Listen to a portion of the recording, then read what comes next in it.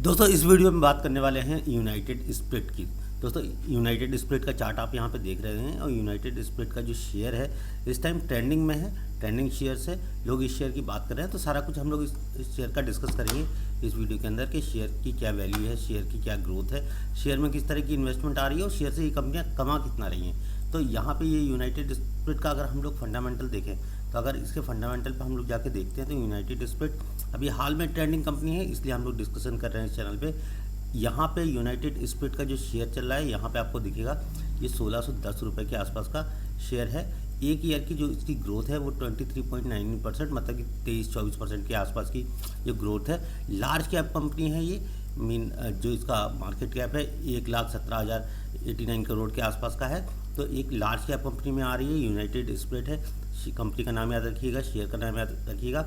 और यहाँ पे सबसे इम्पॉर्टेंट बात है कि ये कंपनी रेवेन्यू बना रही है और इसीलिए चर्चा में है। इस कंपनी में लगातार ग्रोथ दिखाई दे रही है। तो रेवेन्यू की बात करें तो यूनाइटेड स्पिरिट का जो फाइनेंशियल है यहाँ पे ये देखिए, इसका ये जो रेवेन्यू है यहाँ पे 1589 करोड़ के आसपास मार्च 2025 में ये आया है। तो अगर इस तरह का रेवेन्यू, ये इंक्रीजिंग रेवेन्यू यहाँ पे देख रहे हैं, इससे पहले 1408 करोड़ का, इससे पहले 1137 करोड़ का, तो कहीं ना कहीं कंपनी की ग्रोथ दिख रही हो। ये ग्रोथ हमें चार्ट पर भी दिखाई देनी चाहिए। तो अगर हम कंपनी के चार्ट जाके देखें यहाँ पे कि कंपनी में किस तरह की हमें ग्रोथ दिखाई दे रही है, तो अगर हम लोग कंपनी का चार्ट यहाँ पे देखते हैं तो यहाँ पे हम लोग ओवरव्यू पे जाके एक बार यहाँ पे कंपनी के चार्ट की एनालिसिस करेंगे। चार्ट पे हमें एक बड़े टाइम फ्रेम पे किस तरह का चार्ट हमें दिख रहा है। चार्ट को थोड़ा सा हमने इंक्रीज़ किया हुआ है यहाँ पे ताकि हमें चार्ट ठीक से दिखाई दे पाए, चार्ट को हम ठीक से समझ पाएँ।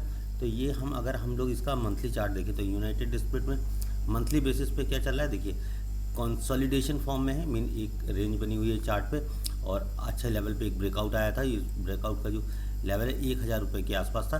1000 रुपये के पहले इस पर वीडियो बनाया था जब ये 1000 रुपये के आसपास का शेयर था, और अभी ये लगभग 50% बढ़ गया है, 1593 के आसपास ट्रेड कर रहा है ये। और 1700 का इसने हाई लगाया और 1700 हाई लगाने के बाद ये करेक्शन, और करेक्शन के बाद बहुत सारी चीज़ें इसमें हुई हैं। तो अभी यहाँ पे एंट्री पॉइंट हमें जो देखना है कि हमें कहाँ पे एंट्री मिलेगी। डेली टाइम फ्रेम पे ये कंसोलिडेशन है, एक रेंज में ही चल रहा है 1600 के आसपास का। तो अगर यहाँ पे इस लेवल को कोई ब्रेकआउट आता है और ये 1650 के आसपास ट्रेड करता है, इसको क्रॉस करता है, तो निश्चित तौर पे हमको ये देखने को मिल जाएगा कि 1700 के आसपास का 50 रुपये का ये प्रॉफिट दे सकता है। और नए टारगेट भी इस शेयर में आ सकते हैं। तो ये कंसोलिडेशन का हम लोग वेट करेंगे। जैसे यहाँ पे एक कोई ब्रेकआउट हमें दिखाई देगा छोटे टाइम फ्रेम के अंदर, तो इस शेयर को हम लोग बाय कर सकते हैं। क्योंकि देखिए भाई, ये लीकर से रिलेटेड शेयर है और आजकल लीकर भी बड़ी ट्रेंडिंग चल रही है, इसलिए शेयर भी बड़ी ट्रेंडिंग है और ये शेयर में बहुत सारे लोग इन्वेस्टमेंट कर रहे हैं। अगर हम लोग यहाँ पे बहुत सारी चीज़ों की बात करें कि इस शेयर में FIs का, DIs का कितना इन्वेस्टमेंट है, तो निश्चित तौर पर उनका इन्वेस्टमेंट इसमें रहा होगा, तभी ये लार्ज कैप कंपनी है। तो लार्ज कैप कंपनी में बिना उनके इन्वेस्टमेंट के कोई कंपनी लार्ज कैप नहीं है। ये ग्लोबल लेवल पर काम करती है यूनाइटेड स्पिरिट, तो निश्चित तौर पर इनका इन्वेस्टमेंट रहा होगा।